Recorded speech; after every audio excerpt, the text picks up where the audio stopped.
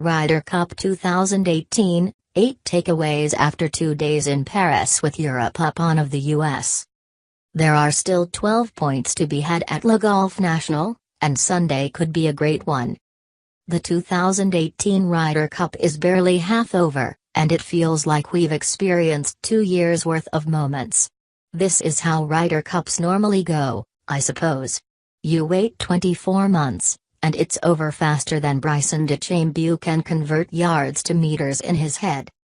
Europe leads big going into Sunday and is likely on its way to another Coronation Day, just like 2014 at Gleneagles when it slipped a little early in singles, but Jamie Donaldson inserted the dagger late.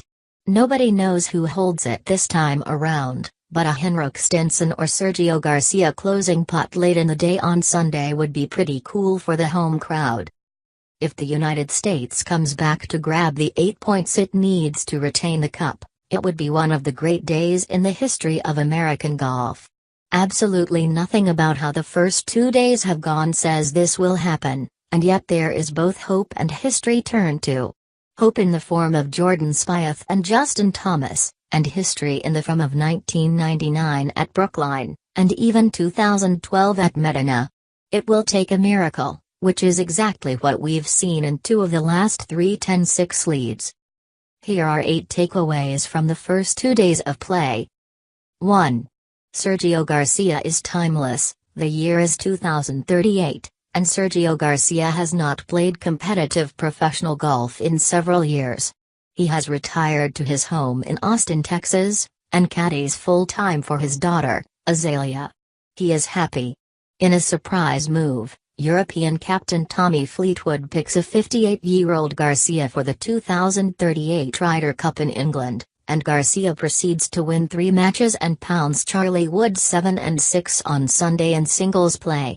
That's what his performance on Saturday morning made me feel like. If he wins on Sunday against Rickie Fowler, he will be the all-time leader in points won at a Ryder Cup. Legend. 2.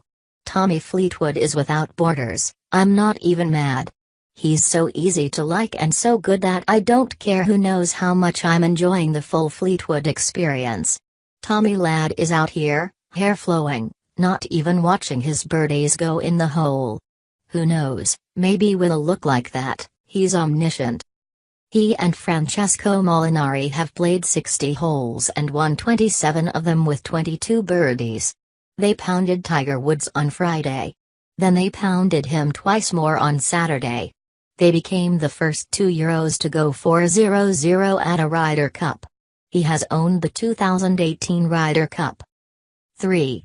Tiger Woods is listless. Woods moved to 13-23 in his career at the Ryder Cup.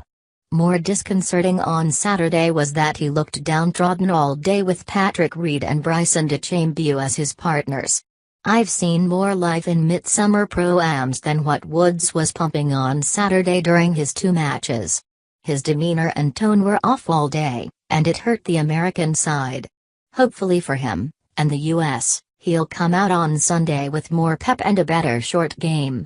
The turning of the tide might depend on it. 4. Kid Kings? What if Jordan Spieth wasn't the only generationally great golfer from the class of 2011? What if Justin Thomas is, too? That pair was an anchor for a US side getting thrashed against the rocks all day on Saturday, and Thomas in particular was elite. He reveled in the hate from European fans, made everything he looked at and generally seemed cocksure when nobody else on his team looked like they wanted any part of the heat Europe was throwing. In short, there's a reason he's going off first in the Sunday singles matches. One thing an often more talented US team room has lacked over the years is a heartbeat who also played great golf, a Justin Rose or a Rory McIlroy or a Sergio Garcia. Those guys care about winning the Ryder Cup, and they want everyone within a DJ driver of them to know about it. Thomas fits the mold.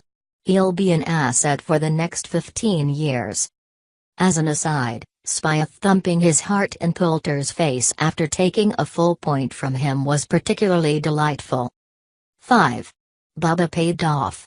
Just like we all thought, Bubba Watson was part of a pairing that had a point locked down for most of the afternoon on Saturday. He combined with Webb Simpson as those two lit Garcia and Alex Noren on fire with 6 birdies, and an eagle in foursomes. Good on him for bouncing back and on Simpson for capping what has been an insanely good year with a putt he'll remember for a long time to slay Garcia. 6. This course has been intriguing. I have a confession here. I kind of like the play this course elicits. There's probably too much water, and the fairways are too thin, but it has forced great iron play and elite second shots for birdie or better. Is it full of options and angles to play?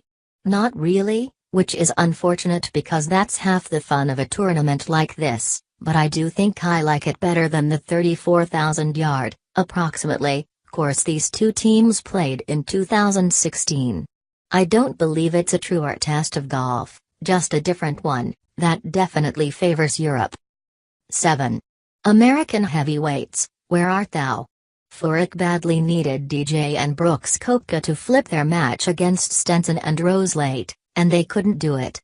It felt like the entire event swung on that match, and for a while it looked as if the Bash brothers would pull the US to a 9-7 or 9.56.5 score going into Sunday.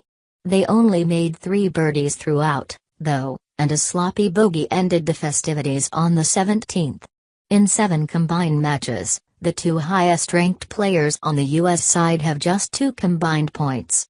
Throw in Patrick Reed's 0.30 showing, and 3 guys considered assets coming have run cold. I would say more about Reed, but I think I've said enough. Also, shout out to Stenson and Rose for coolly closing 2 monsters in DJ and Koepka. They hit more big putts over the final few holes than most golfers hit in a lifetime of tournament play. Those dudes have been in some wars and seen some stuff. They aren't going to get rattled just because Koepka can put a couple of plates on each side of the bench rack. They're all-time greats. 8.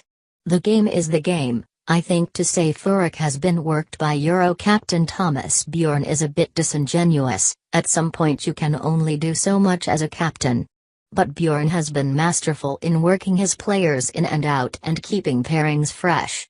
He's moved Rory McIlroy around, let his horses go and put everyone in premium positions for success. The course setup has been delectable for their ball striking superiority this week, too. The Euros get it. They get the whole thing. I said that after their presser at Hazeltine when they eased the mood with loads of self-deprecation, and I'll say it 2 years from now at Whistling Straits. That doesn't mean they're going to win every Ryder Cup, of course, but their processes are so ingrained and so solid that they always at least feel like they're giving themselves a fighting chance.